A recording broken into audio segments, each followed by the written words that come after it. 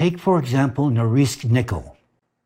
As I previously mentioned, back in April 2024, the management of Norilsk Nickel, Nornickel, announced its intent to shut down its copper plant in Norilsk, one of the key industrial facilities in Siberia, and relocate copper production to China. In November 2024, the company officially confirmed its selection of the new plant's location. This move has been framed as a new stage in the company's development. However, what is important to note here is that this decision has continued to baffle Russian experts, as it appears not only economically dubious, but also strategically misguided. To quote from an analytical review, normally development does not mean shutting down one plant and opening another elsewhere.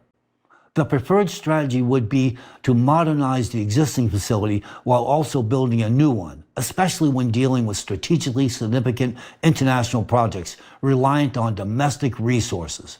End of quote.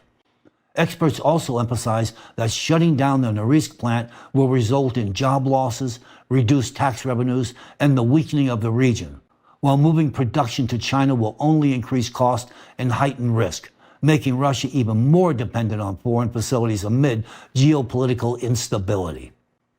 For Nornickel, this move undermines long-term sustainability. For the residents of Norilsk, it threatens social stability.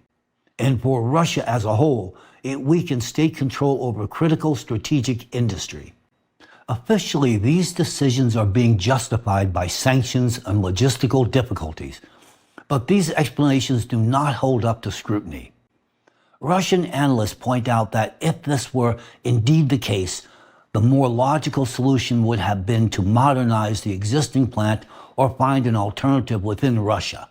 Why then was China chosen? And why was keeping production in Russia not an option?